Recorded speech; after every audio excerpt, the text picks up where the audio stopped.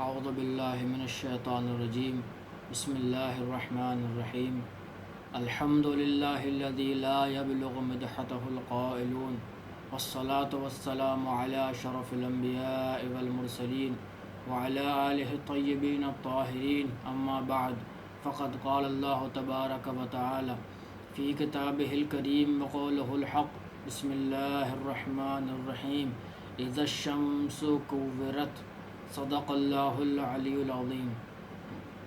السلام علیکم ورحمۃ اللہ وبرکاتہ۔ محترم ناظرین، محترم سامعین، ہم سورہ التکویر کی تفسیر پڑھ رہے ہیں۔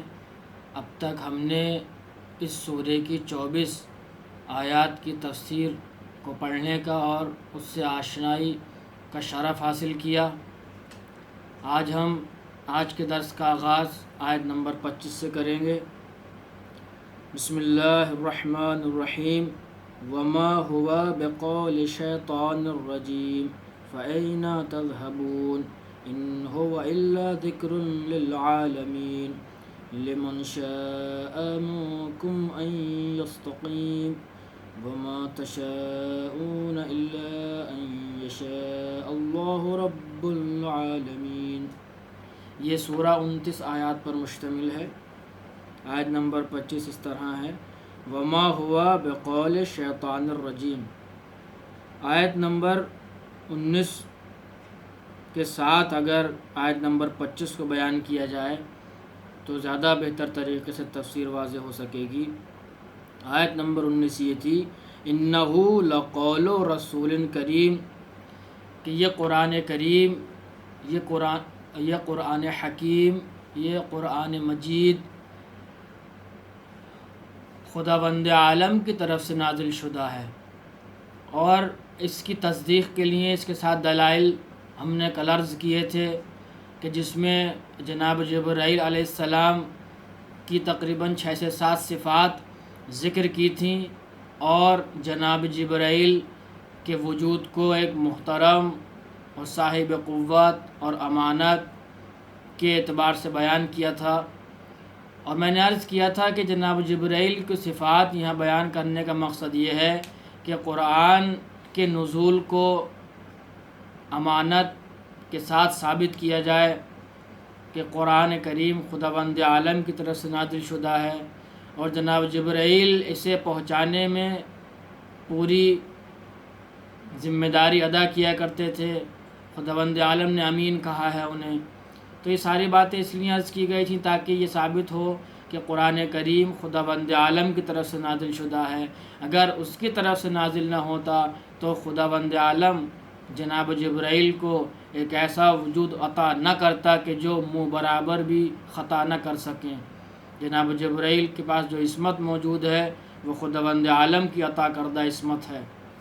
اسی عصمت کے وجود کے ساتھ وہ قرآن کریم کو امانت کے ساتھ لیتے تھے، اور امانت کے ساتھ ہی پیغمبر اعظم صلی اللہ علیہ وآلہ وسلم یا دیگر انبیاء کے حوالے سے جو خداوند عالم نے وحی نازل کی وہ ان تک پہنچایا کرتے تھے۔ اسی کے حوالے سے یہ آیت ہے کہ وما ہوا بقول شیطان الرجیم۔ آیت نمبر 19 میں یہ عرض کیا تھا میں نے، اور خداوند عالم نے آیت نمبر 19 میں یہ بیان کیا تھا کہ یہ قرآن جو ہے خداوند عالم کی طرف سے نازل شدہ ہے، یہ قرآن جو ہے میں نے نازل کیا ہے، میں نے جبرائیل کو رسول بنایا، میں نے جبرائیل کو وسیلہ بنایا اپنی وحی الہی انبیاء اور خصوصاً پیغمبر اعظم صلی اللہ علیہ وآلہ وسلم تک پہنچانے کے لیے۔ وما ہوا بقول شیطان الرجیم، تو یہ قول یعنی یہ قرآن کریم جو ہے شیطان الرجیم کی طرف سے نہیں ہے، نعوذ باللہ من ذالک۔ یہ قرآن جو ہے یہ خداوند عالم کی طرف سے ہے، یہ ذات خداوندی کی طرف سے ہے، یہ اللہ سبحانہ و تعالی کی طرف سے نازل شدہ ہے۔ یہ جیسے کہ قریش یا کفار یہ کہتے تھے کہ یہ قرآن جو ہے پیغمبر اعظم نے اپنے آپ گڑھ لیا ہے یا یہ خرافات ہے، تو اس بات کو رد کرنے کے لیے اور سختی سے اس کی ممانعت کرنے کے لیے خداوند عالم نے ارشاد فرمایا کہ وما ہوا بقول شیطان الرجیم، یہ قول یعنی قول سے مراد یہ قرآن کریم کوئی خرافات نہیں ہے، کوئی شعر و شاعری نہیں ہے، شیطان الرجیم کی طرف سے نہیں ہے، یہ عام مخلوقات کی طرف سے لکھا ہوا نہیں ہے، یہ کسی بشر کا کلام نہیں ہے، بلکہ یہ کلام خالق کائنات ہے، یہ کلام خالق بشر کا کلام ہے، نہ کہ کسی بشر کا کلام۔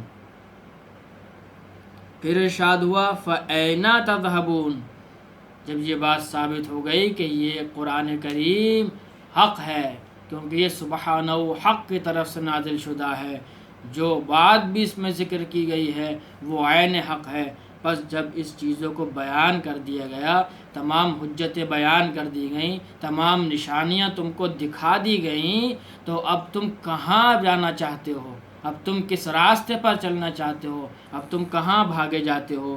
اس آیت کی تفسیر کے عنوان سے میں ایک روایت ذکر کرنا چاہوں گا کہ جو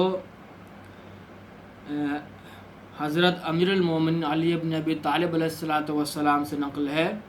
وہ اس طرح سے ہے کہ کسی نے سوال کیا کہ فَأَيْنَ تَذْهَبُونَ سے مراد کیا ہے، تو آپ نے ارشاد فرمایا فَأَيْنَ تَذْهَبُونَ وَأَنَّى تُؤْفَكُونَ وَالْعَالَامُ قَائِمَةٌ وَالْآيَاتُ وَاضِحَةٌ وَالْمَنَارُ مَنْصُوبَةٌ فَأَيْنَ يُتَيَاهُ بِكُمْ وَكَيْفَ تَعْمَهُونَ وَبَيْنَكُمْ عِتْرَةُ نَبِيِّكُمْ وَهُمْ أَزِمَّةُ الْحَقِّ وَعَلَامُ الدِّينِ وَأَلْسِنَةُ الصِّدْقِ۔ یہ روایت بہار میں جلد نمبر 2 میں موجود ہے۔ اس میں حضرت علی ابن ابی طالب علیہ السلام ارشاد فرماتے ہیں کہ فَأَيْنَ تَذْهَبُونَ، تمام نشانیاں ظاہر ہونے کے بعد، تمام حجتیں تمام ہونے کے بعد، تمام معجزات دکھا دینے کے بعد، فَأَيْنَ تَذْهَبُونَ، تم کہاں جانا چاہتے ہو؟ تم کہاں جا رہے ہو؟ تم کس طرف جا رہے ہو؟ فَأَنَّى تُؤْفَكُونَ، پس تم کس کے اوپر جو ہے یہ افطرا اور یہ تہمت لگانا چاہتے ہو؟ یہ تم کس طرف جا رہے ہو؟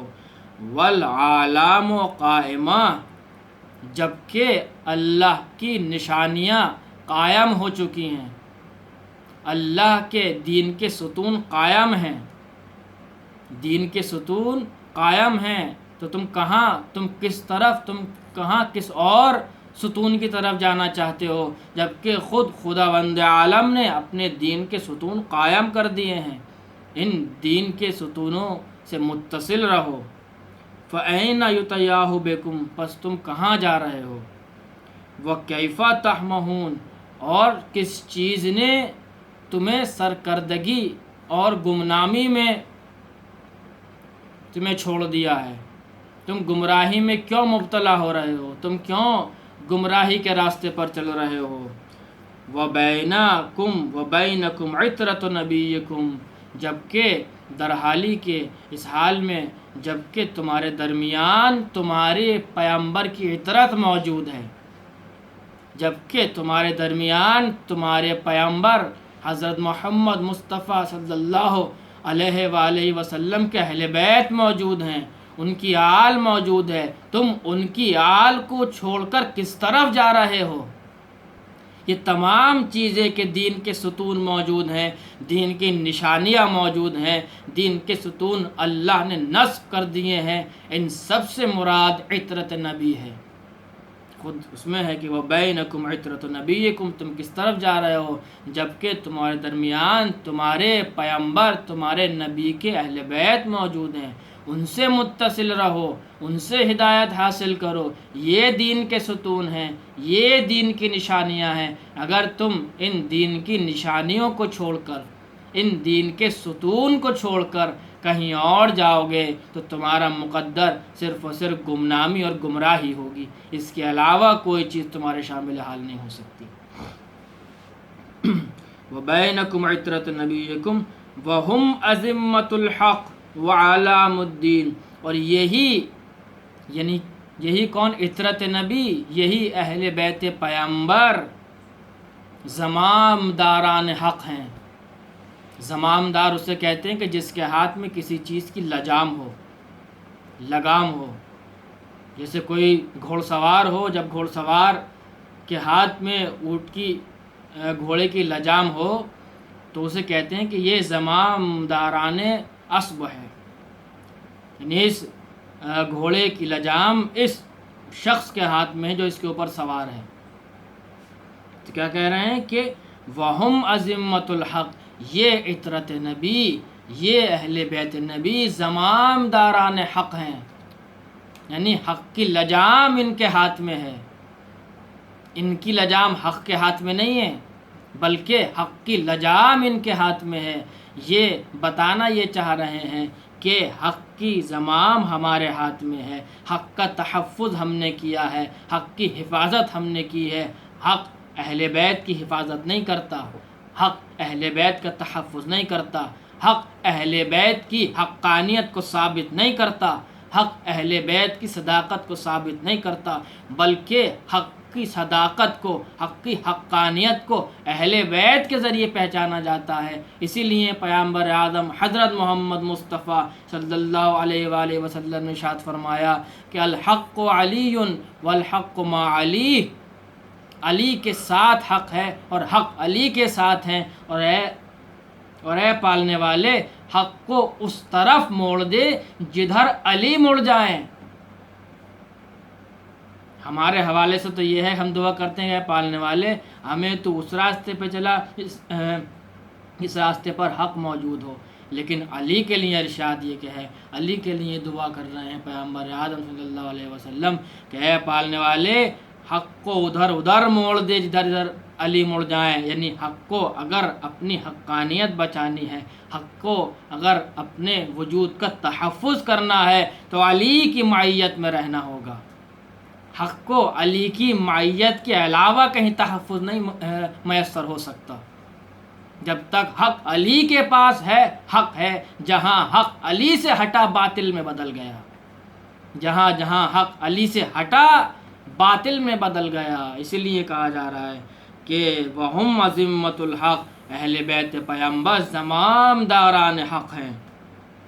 وعلام الدین، یہی دین کی نشانیاں ہیں. اگر دین کو سمجھنا ہے، اگر دین اسلام کو پہچاننا ہے تو دین کی نشانیوں کی تلاش میں رہو کہ دین کی نشانیاں کہاں ہیں، کن چیزوں کو، کن شخصیات کو اللہ نے دین کی نشانی بنایا کہ جنہیں لوگ دیکھتے جائیں اور دین اسلام کو سمجھتے جائیں، اللہ کو پہچانتے جائیں، اللہ کی معرفت حاصل کرتے جائیں. وعلام الدین وَأَلْسِنَةُ الصِّدْقِ، یہی افراد صداقت کی زبان ہیں. اگر صداقت کو کہیں تلاش کرنا، یہ خطابت نہیں ہے، یہ عین الفاظ قرآن ہے، اور جن کی تفسیر کو میں روایت کی روشنی میں واضح کرنے کی کوشش کر رہا ہوں کہ وَأَلْسِنَةُ الصِّدْقِ، یہ افراد اہل بیت پیغمبر صداقت کی زبان ہے. لسان صدق، اہل بیت پیغمبر ہیں، آل نبی ہیں، عطرت نبی ہیں، کوئی اور نہیں ہے. اگر صداقت کو سمجھنا ہے، صداقت کو دیکھنا ہے تو ان ہستیوں سے سمجھنا ہوگا. اسی لیے قرآن کریم میں خداوند عالم نے ارشاد فرمایا اتقوا اللہ وکونوا مع الصادقین، اللہ کا تقوی اختیار کرو اور سچوں کے ساتھ ہو جاؤ. اب یہ ہم کیسے اور کہاں تلاش کریں کہ سچے ہیں کون؟ ہر آدمی اپنے آپ کو سچا کہتا ہے، اپنی صداقت کا دعویٰ کرتا ہے، لیکن کیا اس کے دعوے میں، اس کے ادعا میں سچائی پائی جاتی ہے؟ اس کے پاس کوئی ایسی دلیل ہے کہ اس کو ہم سچا مان لیں؟ بہت سے لوگوں نے اپنے آپ کو سچا کہا لیکن ان کے دعوے صرف کھوکھلے نکلے، اس میں کوئی دلیل نہیں پائی جاتی، کوئی ٹھوس دلیل نہیں پائی جاتی. اگر دلیل پائی جاتی ہے تو وہ قرآن کریم میں پائی جاتی ہے، اور وہ کس کے لیے پائی جاتی ہے؟ وہ اہل بیت پیغمبر کے لیے پی جاتی ہے، محمد وآل محمد کے لیے پائی جاتی ہے، اہل بیت پیغمبر کے لیے پائی جاتی ہے، عطرت نبی کے لیے پائی جاتی ہے. آیت مباہلہ کا تلاوت کیجئے، مباہلہ کو پڑھیے، مباہلہ میں دیکھیے کہ نجران نے کہا کہ تم اپنے لوگوں کو لاؤ اور ہم اپنے کو لے کر آتے ہیں تاکہ اللہ کی بارگاہ میں دعا کریں کہ ہم میں سے جو جھوٹا ہو اس پہ اللہ کی لعنت ہو۔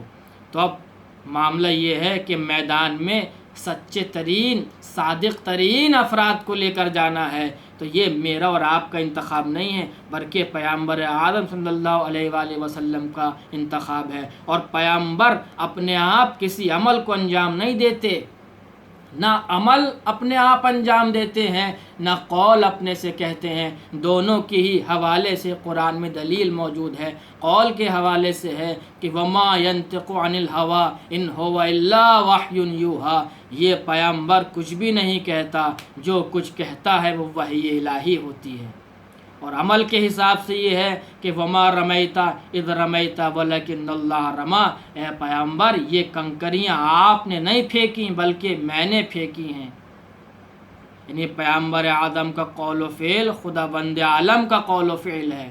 تو اب یہ انتخاب کہ جن افراد کا پیغمبر اعظم صلی اللہ علیہ وآلہ وسلم نے مباہلہ کے میدان میں لے جانے کے لیے انتخاب کیا، یہ پیغمبر اعظم کا انتخاب نہیں ہے بلکہ خداوند عالم کا انتخاب ہے۔ اور خداوند عالم نے پوری کائنات میں سے صادق ترین افراد کا انتخاب کیا، اور وہ کوئی اور نہیں تھے بلکہ اطرت نبی تھے، اہل بیت پیغمبر تھے، آل محمد و آل محمد علیہ الصلوۃ والسلام تھے۔ اس میں کون تھا؟ جس میں بی بی فاطمہ زہرا سلام اللہ علیہ تھی، حضرت علی ابن ابی طالب علیہ الصلوۃ والسلام تھے، حسنین علیہ الصلوۃ والسلام تھے، کہ جو صادق ترین افراد روئے زمین پر ہیں، ان افراد کا انتخاب پیغمبر اعظم کا انتخاب، اور پیغمبر اعظم کا انتخاب خداوند عالم کا انتخاب۔ اس لیے کہا جا رہا ہے کہ وہ السنۃ الصدق، یہ اطرت نبی صداقت کی لسان ہے۔ اگر دین کو لینا ہے تو سچے لوگوں سے لو، اگر دین کو لینا ہے تو ایسے افراد سے لو کہ جن میں کسی بھی طرح کی کوئی کمی اور عیب نہ پایا جائے، نہ ان کے فعل میں کوئی عیب آج تک دکھا پایا، نہ ان کے قول میں کسی طرح کی کوئی کجی آج تک کسی کو ملی۔ تو یہ روایت جو تھی آیت نمبر جو ہے 26 کی تفسیر میں نے عرض کی۔ اب آیت نمبر 27 ہے کہ ان هو الا ذکر للعالمین، اور یہ قرآن کریم جو ہے یہ کیا ہے؟ تذکرہ ہے، یہ تذکر ہے۔ کس کے لیے؟ عالمین کے لیے۔ تذکر کا مطلب یہ ہے کہ یہ یاد دہانی کرانے والا ہے، یہ مواعظ اور نصیحت سے بھرا ہوا ہے، اس میں تمام عبرتیں موجود ہیں۔ اگر قرآن کریم کا مطالعہ کرے تو اس کو نصیحت نظر آئیں گی، اس کو مواعظ نظر آئیں گے، اس کو عبرتیں نظر آئیں گی۔ ان سے عبرت حاصل کرے، نصیحت حاصل کرے اور اپنے آپ کو گمراہی سے بچائے۔ ان هو الا ذکر للعالمین، یہ قرآن کریم صرف و صرف نصیحت انسان کو دیتا ہے اور عبرت کے لیے ہے۔ کس کے لیے؟ عالمین کے لیے۔ عالمین میں جو بارز مصداق ہے اس آیت کی وہ انسان ہے۔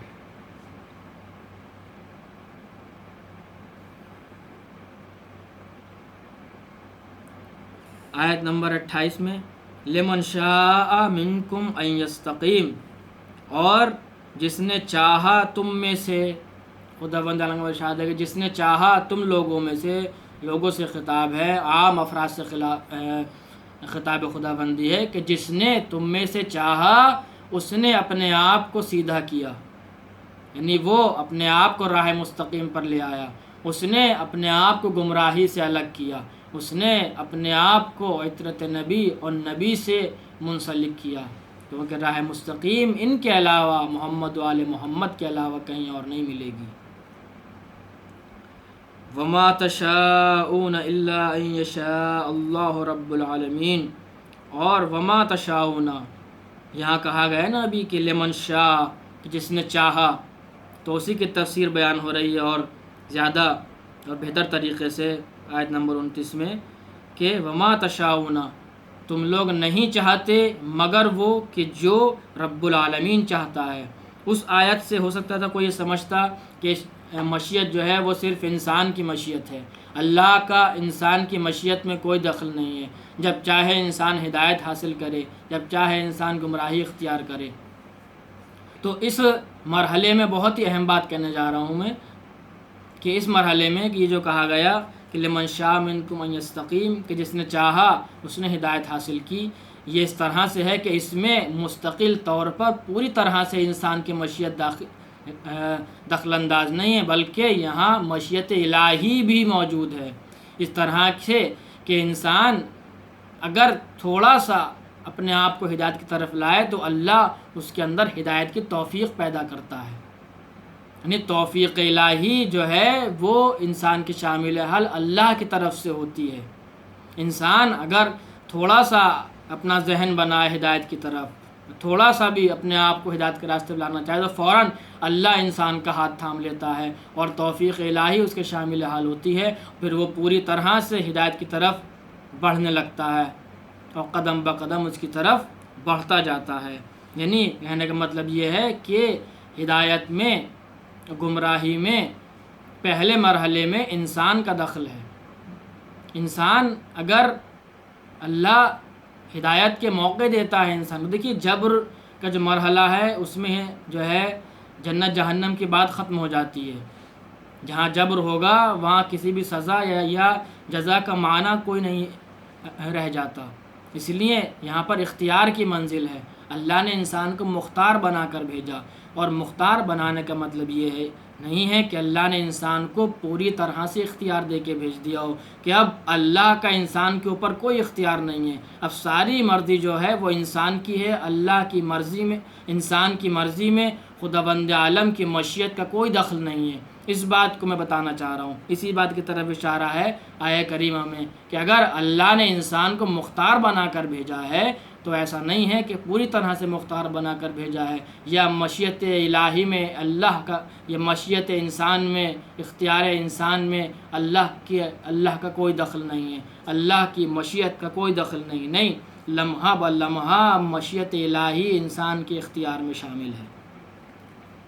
وما تشاءون الا ان یشاء اللہ، اس لیے کہا جا رہا ہے کہ انسان نہیں چاہتا مگر یہ کہ جو چاہتا ہے وہ اللہ چاہتا ہے، کیونکہ تمام توانائیاں، تمام قدرت، تمام صلاحیتیں وہ خداوند عالم کی عطا کردہ ہیں۔ میں پہلے بھی عرض کر چکا ہوں کہ اگر ان سب چیزوں کو ملحوظ خاطر رکھا جائے تو انسان سمجھ جائے گا کہ میں اپنے اختیار میں، اپنے ارادے میں مستقل نہیں ہوں، بلکہ مشیت الہی کا بھی دخل ہے۔ اگر ان آیات کے حوالے سے کوئی شک و شبہ کسی کے ذہن میں پیدا ہوا ہو یا بات پوری طرح سے کسی کی جو سمجھ میں نہیں آئی ہو، وہ مجھے میرے کمنٹ باکس میں مجھ سے اور سوال جو ہے کر سکتے ہیں زیادہ اور سمجھنے کے لیے۔ اب یہ آج کا سورہ الحمدللہ ہمارا مکمل ہو گیا، کل ہم جو ہے سورہ عبس کی تفسیر کا آغاز کریں گے۔ پڑھنے والے تو واسطہ محمد والے محمد کا، تو واسطہ حضرت ابو الفضل عباس علیہ السلام کا، تو واسطہ جناب زینب سلام اللہ علیہ کا، تو واسطہ کربلا کے 72 شہداء کا۔ یہ کورونا وائرس کی وبا جس سے پوری بشریت عاجز اور پریشان ہو چکی ہے، اس کو دور کر اور تمام بشر اور انسان کو اس بیماری میں ملوث ہونے سے، متاثر ہونے سے محفوظ رکھ، اور دنیا میں جہاں جہاں بھی شیعان حیدر کرار ہیں ان کو محفوظ رکھ اور ان کی جان، مال، آبرو، عزت کی حفاظت فرما، اور ہمارے زمانے کے امام کو ظہور میں تعجیل فرما۔ وآخر دعوانا ان الحمدللہ رب العالمین۔